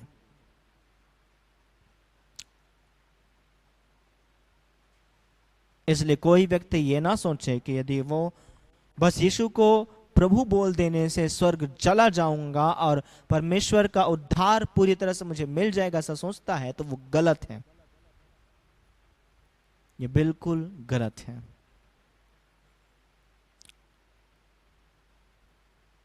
और आज के समय में जब आपके पास सच्चाई है तो आपके लिए बहुत जरूरी हो गया है कि अब आप यीशु को सिर्फ मुंह से प्रभु ना बोलो, अपने पूरे व्यक्तित्व में यीशु को जगा दो, अपने प्राण, अपनी आत्मा और अपने शरीर में। सियोन में जाकर के लकड़ी लाओ, सियोन में जाकर के प्रकाशन पाओ और उससे अपने इस देह को बनाओ और अपने प्राण को बनाओ। सियोन में जाकर के रोशनी प्राप्त करो और उस रोशनी से अपने मन के अंधियारे को दूर करो। सियोन में जाकर के प्रकाशन पाओ, सामर्थ पाओ और अपने करप्ट प्राण को, अपने करप्ट मन को नया करो। सियोन में जाकर के लकड़ी पाओ, उस लकड़ी के अनुसार अपने जीवन को तैयार करो। परमेश्वर के कानून, परमेश्वर के वचन के अनुसार अपने जीवन को निर्माण करो। तब जाकर के परमेश्वर आपके शरीर में उतरेगा। परमेश्वर का हमारे प्राण में आना भी जरूरी है, परमेश्वर का हमारे शरीर में आना भी जरूरी है। सिर्फ हमारी आत्मा में होना काफी नहीं है। हालेलुया। जब प्रभु ने कहा कि मेरे मंदिर को बनाओ, मेरा मंदिर उजाड़ पड़ा है, तो वो यही बात है कि आपका जीवन उजाड़ पड़ा है। आपकी आत्मा के लिए आपने कुछ ना किया और कुछ कर भी नहीं कर सकते थे। आपकी आत्मा के साथ डील करना परमेश्वर का काम था और परमेश्वर ने कर लिया, उसमें कोई हाथ आपका नहीं है। लेकिन आपके प्राण के साथ और आपके शरीर के साथ क्या करना है, ये आपके हाथ में है, परमेश्वर के हाथ में नहीं है। अपने प्राण को और अपने शरीर को निर्माण करने के लिए आपको पहाड़ पर, सियोन पर चढ़ना होगा और वहां से लकड़ी लाकर आपको निर्माण करना होगा। स्वर्गीय बातों से, आत्मा के कानून के अनुसार अपने प्राण और अपने शरीर को आपको तैयार करना होगा। तब परमेश्वर अपनी पूरी परिपूर्णता में आपके जीवन में प्रकट हो पाएंगे। तब हनोक जैसे आप हो सकते हैं। हालेलुया। प्रभु के लोगों, ये सच्चाई मुझे समझ में आई है और मैं खुद इस चीज के लिए तैयार हो रहा हूं। मेरी पूरी कोशिश है कि मैं जैसा आपको प्रचार कर रहा हूं, उससे पहले मैं इस मुकाम को हासिल करूं कि अपने प्राण और अपने शरीर को मैं परमेश्वर के लिए तैयार करूं। परमेश्वर मेरे अंदर रहे, परमेश्वर मेरे आत्मा में रहे, प्राण में रहे और शरीर में रहे। और मैं ये चाहता हूं कि काश मैं ऐसे रूपांतरित हो जाऊं कि जब लोग मेरे पास आए तो उनको लगे कि मैं परमेश्वर के मंदिर में आया हूं और उनको परमेश्वर दिख सके। आज के समय में मेरे साथ ऐसा नहीं है। वजह ये क्योंकि मेरे जीवन में इस सच्चाई के अनुसार अपने जीवन को तैयार करने की मेरी शुरुआत है। ये मैं भी आत्मा का उद्धार हो गया, बस अब आत्मा से परमेश्वर की सेवा करते रहो, बस ऐसे ही जीवन को जीने के लिए इसी प्रकाशन के साथ अब तक के जी रहा था। लेकिन अब प्रभु ने वो गहराई की बातें हमें सिखाई हैं कि अब हम अपने शरीर और अपने प्राण दोनों को उद्धार की दशा में ला करके हम रूपांतरित हो सकते हैं। परमेश्वर की भरपूरी में हम आज तैयार होकर के परमेश्वर के पुत्र के रूप में इस धरती पर प्रकट हो सकते हैं। प्रभु चाहता है कि उसके पुत्र इस धरती पर प्रकट हो। और परमेश्वर के पुत्र का मतलब आत्मा, प्राण और शरीर तीनों में उद्धार पाए हुए लोग। हालेलुया। स्वर्ग जाक इस शरीर को के मरने के बाद इस शरीर का रूपांतरण होने के बारे में मत सोचो। इस शरीर के जीवित रहते ही इस शरीर के रूपांतरण के बारे में सोचो। इस शरीर में परमेश्वर प्रकट हो इसके बारे में सोचो। प्रकाशन के माध्यम से आप ऐसा करने में सफल होंगे। मेरा विश्वास है कि यदि मैं भी सही तैयारी करता रहा तो मेरा विश्वास है कि एक दिन मैं इस मुकाम तक पहुंचूंगा। यदि मैंने सच में जैसा प्रकाशन है वैसा अपने जीवन में लागू करने में यदि मैं सफल हुआ तो रिजल्ट मेरे जीवन में भी आएगा। और मेरा विश्वास है कि यदि आप भी अपने जीवन में इस बात को लागू करेंगे और इसकी खोज में, इसकी धुन में आप लग जाएंगे, अपने जीवन को प्रभु के लिए तैयार करने के लिए लग जाएंगे, तो मेरा विश्वास है कि आपके जीवन में भी परमेश्वर प्रकट होंगे। आपके जीवन से लोगों को परमेश्वर दिख नहीं रहा और लोग सवाल उठाते हैं, यीशु मसीह कहाँ है, तुम्हारा परमेश्वर कहाँ है। वो कैसे दिखेगा जब हमने उसको अपनी आत्मा में बस कैद करके रखा है। उसे हम प्रकट नहीं कर रहे हैं तो कैसे दिखेगा। आज के समय में परमेश्वर के नाम की ठट्ठा उड़ती है, मजाक उड़ता है। लोग सवाल करते हैं कि तुम्हारा परमेश्वर कहाँ है। देखिए, आज के समय में हमने एक चीज को एक बहाना बना लिया है बच जाने का। और वो बहाना क्या?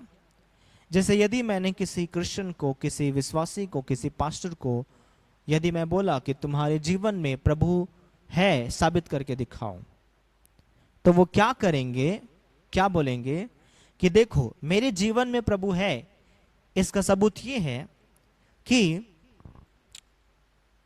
देखो मेरे जीवन से चंगाई हो रहे हैं, देखो मेरे जीवन से छुटकारे हो रहे हैं, देखो मुझे भविष्य की बातें प्रभु बताता है।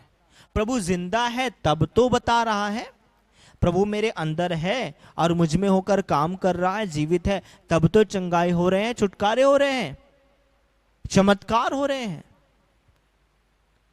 और लोगों ने बस इसी चीज को एक बहाना बना करके रखा है और इससे ज्यादा वो करना नहीं चाहते। वो बस परमेश्वर की सामर्थ्य को बस दिखाना चाहते हैं, लेकिन वो परमेश्वर को दिखाना नहीं चाहते हैं, क्योंकि उनको भी नहीं पता है कि परमेश्वर को प्रकट कैसे करें। हालेलुया। आज के समय में बड़े से बड़े परमेश्वर के सेवक और छोटे से छोटे विश्वासी सबने बस यही ठान के रखा है कि हम परमेश्वर के गवाह बनेंगे। हम गवाह हैं परमेश्वर के कि पवित्र आत्मा जब मुझ पर आएगा मैं सामर्थ पाऊंगा और मेरे जीवन से जब चमत्कार होने लगेंगे तब मैं परमेश्वर का गवाह हूं। नहीं, इतना काफी नहीं है। क्या चंगाई सिर्फ चर्च में होती है? दूसरी जगह भी होती है। क्या चमत्कार सिर्फ चर्च में होते हैं? दूसरे जगह भी होते हैं। तो क्या आप यह भी कहोगे कि वो लोग भी परमेश्वर के गवाह हैं? नहीं ना। आज परमेश्वर का गवाह यदि हमें होना है आज के समय में, जब आज के समय में अंधकार के साम्राज्य ने परमेश्वर के राज्य की हर एक चीजों की कॉपी बना ली है, फोटो कॉपी, सारी चीजें उपलब्ध हैं। आप यदि भविष्यवाणी करो तो भविष्यवाणी की फोटो कॉपी उपलब्ध है शैतान के साम्राज्य में। चंगाई और छुटकारे और चमत्कार की फोटो कॉपी, सबकी नकल कॉपी उपलब्ध है। आज के समय में चंगाई, छुटकारे, भविष्यवाणी के माध्यम से आप परमेश्वर के जीवित गवाह हो यह साबित नहीं कर सकते। इससे बड़ा होना जरूरी है। आज के समय में जरूरी हो गया है कि जीवित परमेश्वर हर एक विश्वासी के बाहर से झलके, साक्षात परमेश्वर प्रकट हो जाए। यही काम होना जरूरी है।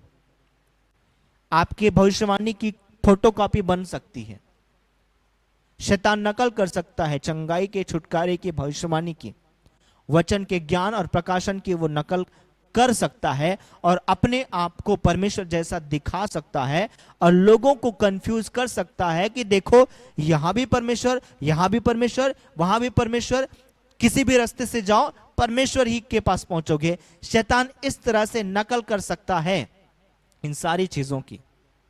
इसका तोड़ क्या है?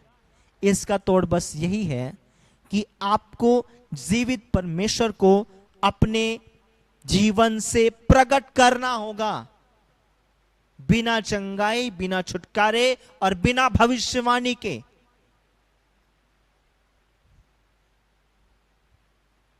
जब परमेश्वर की उपस्थिति चर्च में आती है या किसी व्यक्ति के जीवन में होते हैं तो लोग तौबा करने लग जाते हैं अपने पापों से। जब प्रभु के साथ किसी की मुठभेड़ होती है, सिर्फ उसकी उपस्थिति की मुठभेड़ जब होती है, तब लोगों को अपने पाप दिखने लग जाते हैं। लोगों को ऑटोमेटिक समझ में आ जाता है कि यही परमेश्वर है। यदि सच में मेरे जीवन से परमेश्वर प्रकट हुआ तो बिना भविष्यवाणी के लोग यीशु को जानेंगे। बिना चंगाई को देखे, बिना छुटकारे को देखे, बिना किसी लालच के, आज के समय में जितने मैक्सिमम लोग, मैं तो समझता हूं कि आज के समय शायद 80% लोगों की संख्या मसीहियों में ऐसे लोगों की संख्या होगी जो परमेश्वर को चंगाई के माध्यम से, छुटकारे के माध्यम से, भविष्यवाणी के माध्यम से, उनके दुख पीड़ा दूर होने के माध्यम से ही जाने हैं। और अधिकांश लोग उनमें से ऐसे हैं जो इन्हीं अपने स्वार्थ की चीजों की वजह से ही परमेश्वर के पास आए हैं और परमेश्वर के पीछे उन्हीं स्वार्थ की चीजों के लिए ही जी रहे हैं, क्योंकि वास्तव में उन्होंने परमेश्वर की सामर्थ को देखा है, परमेश्वर की आशीष को पाया है, लेकिन परमेश्वर से मिले नहीं हैं। आज के समय में बिना चंगाई, बिना छुटकारे और भविष्यवाणी, इन सारी चीजों को तो हमें साइड कर देना चाहिए, साइड कर देना चाहिए। ये चीजों के माध्यम से मुझे आज साबित करना ही नहीं है, मुझे कोशिश करना नहीं है कि भविष्यवाणी करके मैं साबित करूं कि परमेश्वर जिंदा है। नो,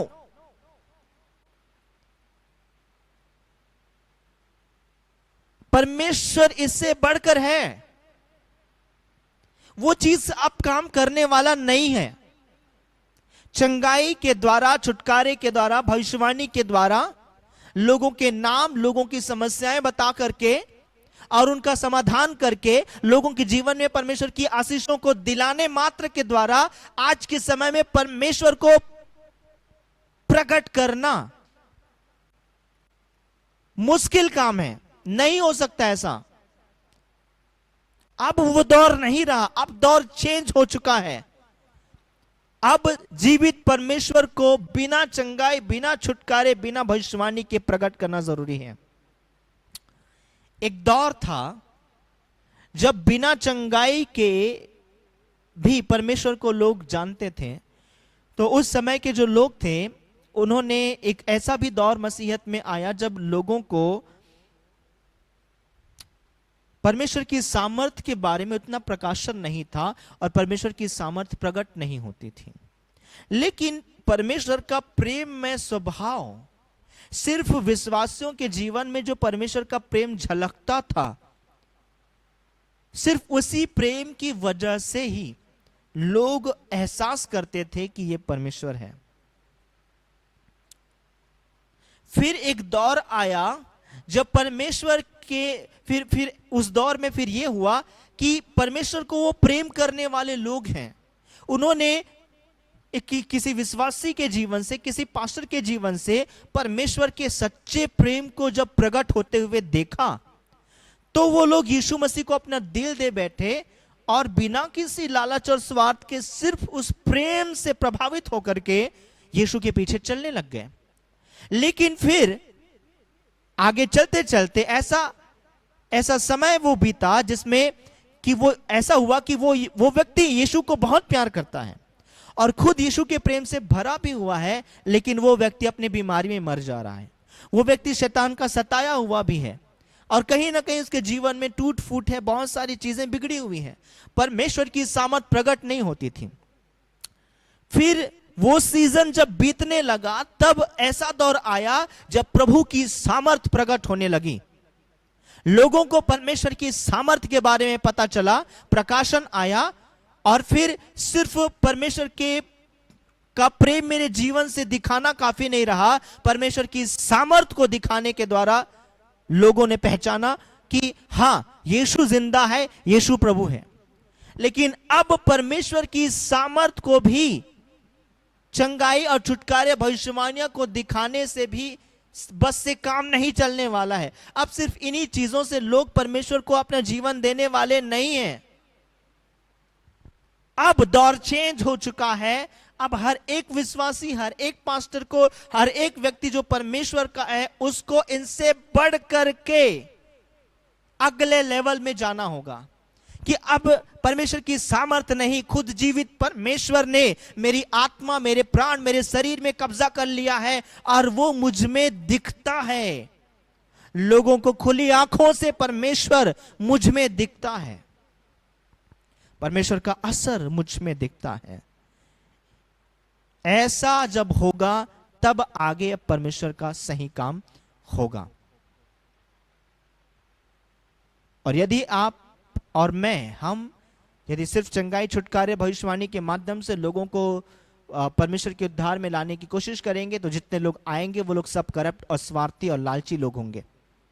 जिनको जरूरत थी चंगाई की, तो आकर के परमेश्वर को इस्तेमाल कर लिया, छुटकारे की जरूरत थी, इस्तेमाल कर लिया, और अपने जीवन में उनको भविष्यवाणी सुनना था, तो भविष्यवाणी के लालच के लिए वो सिर्फ परमेश्वर को इस्तेमाल करने वाले लोग होंगे, परमेश्वर के लिए जीने वाले लोग नहीं। इसलिए अब यह समय नहीं रहा कि हम इन चीजों पर फोकस करें। मैं ये नहीं कह रहा कि चंगाई की जरूरत नहीं है, मैं ये नहीं कह रहा कि भविष्यवाणी, छुटकारे की जरूरत नहीं, जरूरत है इन चीजों की, लेकिन ये चीजें अब हमारा फोकस नहीं है, इन चीजों से कुछ काम चलने वाला नहीं है। अब जीवित परमेश्वर को प्रकट होना जरूरी है हर विश्वासी के जीवन में। इधर एक व्यक्ति परमेश्वर का कहला रहा है और गाली देते हुए भी सुना जा रहा है, अब यह नहीं चलेगा। इधर परमेश्वर का वो व्यक्ति कहला रहा है, लड़ाई झगड़ा कहते हुए देखा जा रहा है, यह नहीं चलेगा।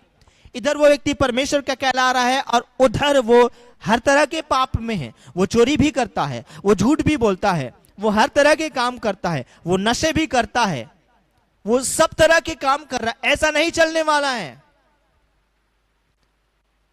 ऐसे विश्वासी लोग कलंक हैं। परमेश्वर के नाम को हम लोग निंदा करवाने वाले लोग हैं।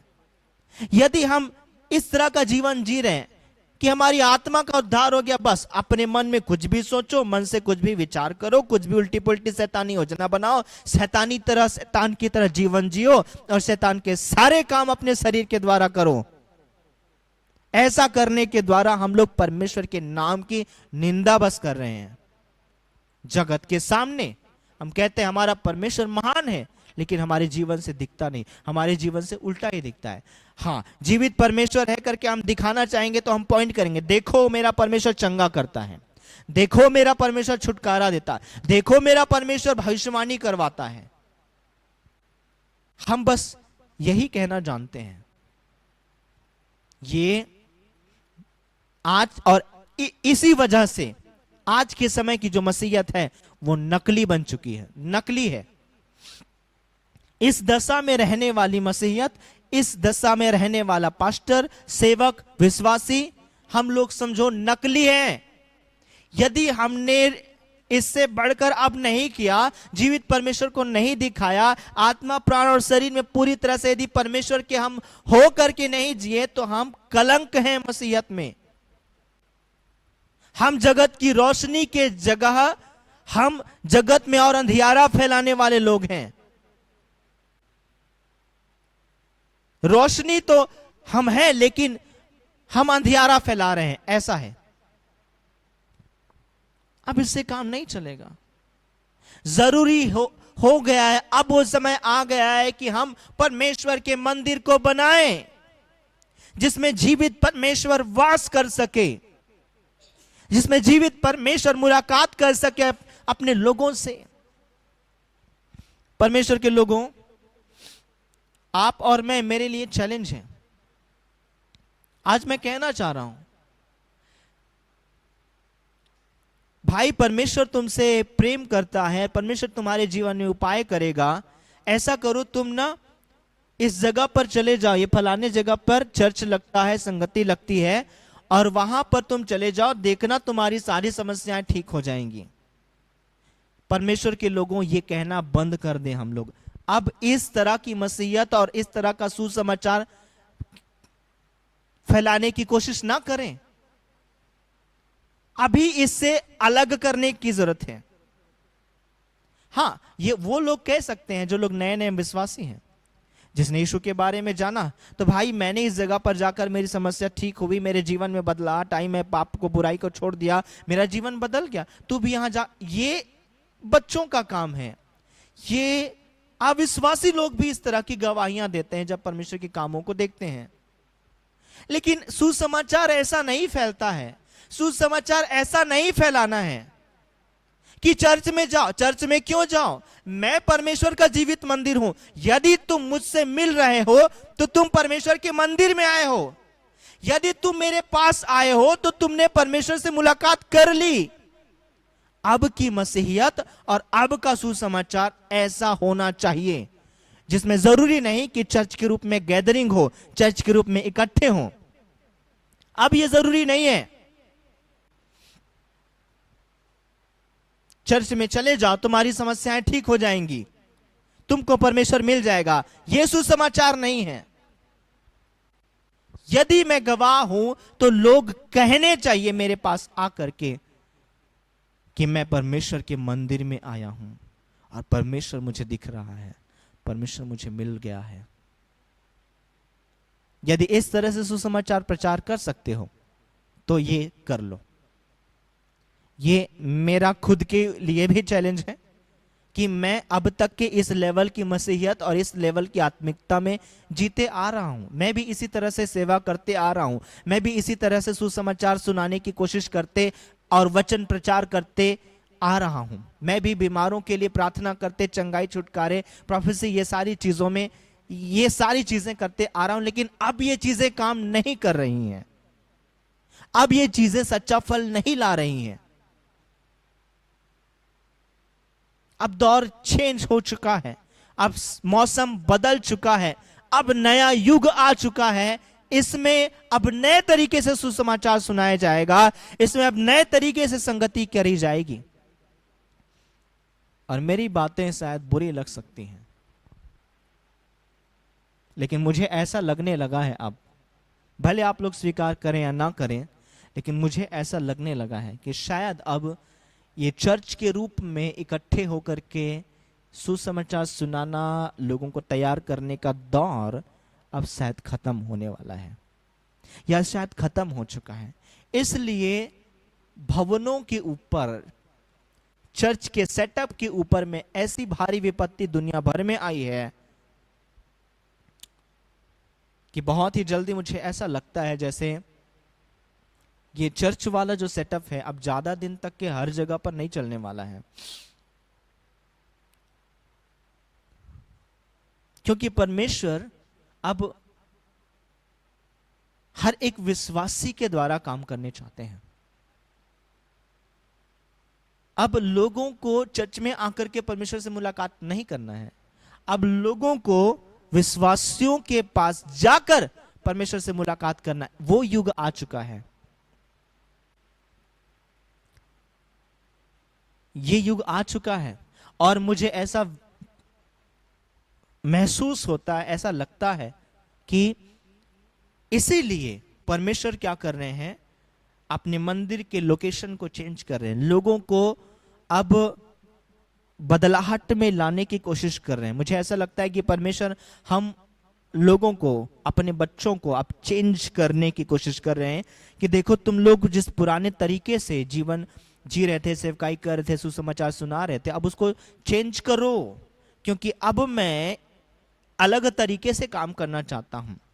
अब मैं और गहराई में तुम्हें ले जाना चाहता हूं। अब मैं जो प्रकाशन छुपा हुआ था अब उसको मैं प्रकट कर रहा हूं, ताकि मैं अब दुनिया में अपने आप को हर एक मेरे बच्चों के जीवन से साक्षात प्रकट करना चाहता हूं। वो टाइम आ चुका है।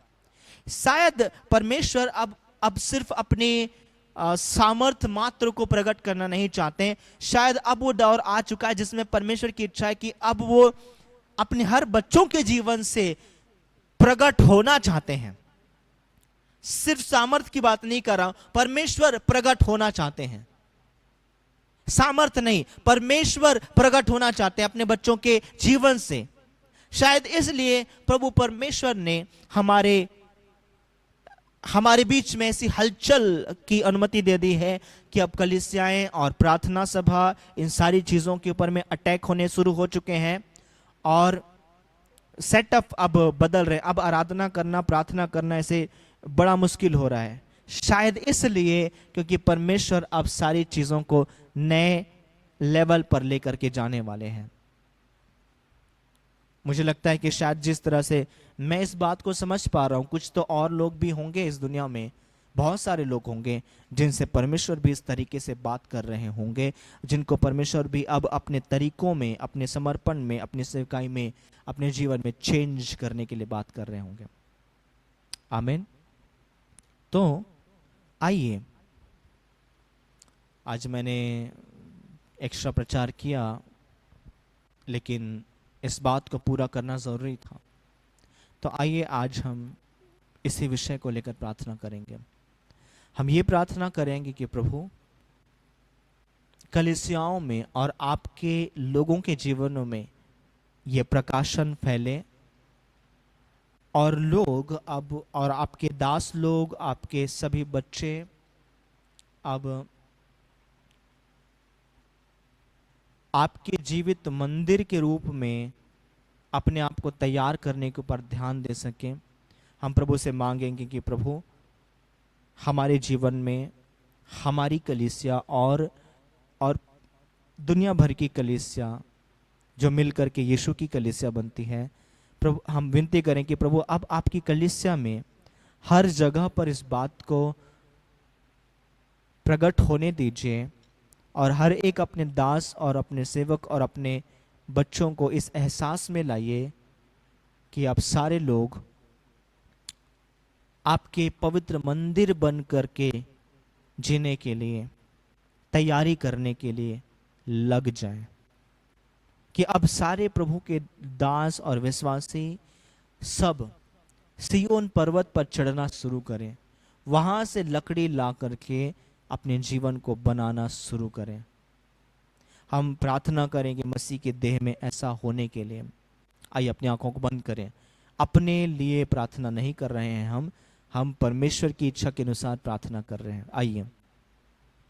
स्वर्गीय पिता, आज प्रभु यीशु मसीह के पवित्र नाम में इस प्रार्थना के समय हम सभी एक मन होकर के आपके पास आए हैं और इस प्रार्थना को, इस मैसेज को, इसकी रिकॉर्डिंग को यदि भविष्य में भी कोई व्यक्ति सुनेंगे तो उनके साथ भी एक मन होकर के, और अभी जो लोग सुन रहे हैं इनके साथ में भी एक मन होकर के हम आपके अनुग्रह के सिंहासन के पास हम आते हैं पिता, और आपसे विनती करते हैं कि पूरे विश्व भर में आपकी कलीसिया में ऐसा होने दीजिए कि ये प्रकाशन पूरी कलीसियाओं में प्रभावशाली होने पाए।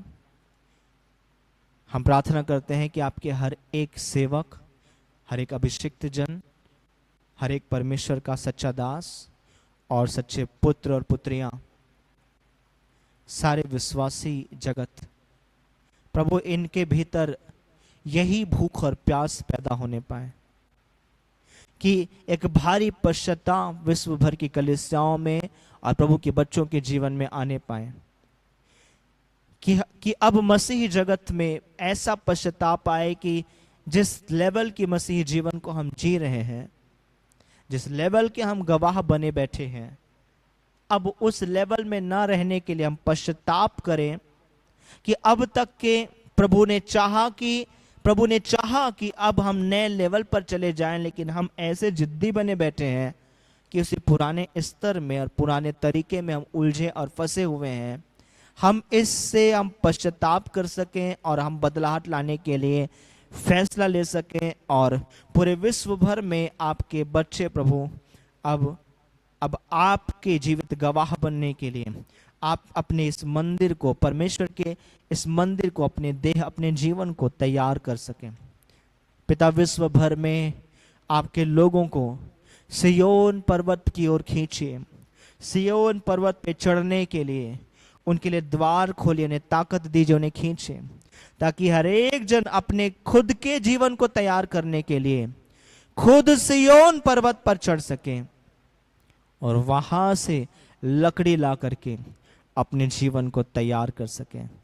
पूरे विश्व भर की कलीसियाओं में ऐसी जागृति आने पाए, ये बड़ा बदलाहट, ये परिवर्तन आने पाए। पिता, प्रभु यीशु मसीह के पवित्र नाम में हम आपसे ये विनती करते हैं और ऐसा होने के लिए प्रार्थना करते हैं। हे पिता, हमारी भी मदद करना कि हम अपने जीवन को आपके लिए तैयार कर सकें। सिय्योन पर चढ़ने की शक्ति हमें दे, पहाड़ पर चढ़कर लकड़ी बटोर लाने की शक्ति हमें दे। हमें खींचिए, हमारी सहायता करिए। धन्यवाद, आपने हमारी विनती को सुना और उत्तर दे दिया है। आदर और महिमा आपको देते हैं। धन्यवाद पिता। और ऑनलाइन प्लेटफॉर्म को आपने एक माध्यम के रूप में हमें दिया और ये संगति का समय दिया। धन्यवाद पिता। हम विनती करते हैं कि आप हमें और अनुग्रह दें कि हर सप्ताह हम गुरुवार के दिन ऑनलाइन इकट्ठे हो सकें और आपके साथ ऑनलाइन माध्यम से ही संगति कर सकें। हमारी सहायता करना पिता। संडे सर्विस के आराधना को भी आप ब्लेस करना। धन्यवाद, आपने विनती को सुना। प्रभु यीशु मसीह के नाम में आमीन, आमीन। तो आप सबको मेरा परमेश्वर बहुत ऐत की आशीष दें।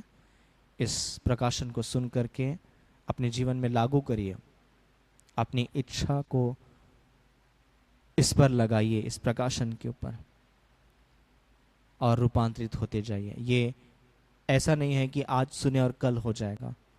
ये मेरे लिए भी ऐसा नहीं है कि आज मैंने प्रचार किया कल मेरे लिए भी हो जाएगा। इसमें हमें मेहनत करना है कि हर दिन इस बात को ध्यान रख करके इस पर काम करने का ये विषय है। हर दिन के ये मेहनत का विषय है। हर दिन इस बात को एहसास करते हुए अपने जीवन को जीने और अपने हर एक फैसले को लेने का ये विषय है। तो हर दिन इस बात को अपने जीवन में लागू करें और अपने आप को तैयार करें। हमारा प्रभु बहुत ही जल्दी आ रहा है। अपने आप को तैयार कर लें समय रहते हुए। आप सबको जय मसीह की। परमेश्वर आप सबको आशीष दे। मिलेंगे संडे सर्विस में और अगले सप्ताह। Praise the Lord.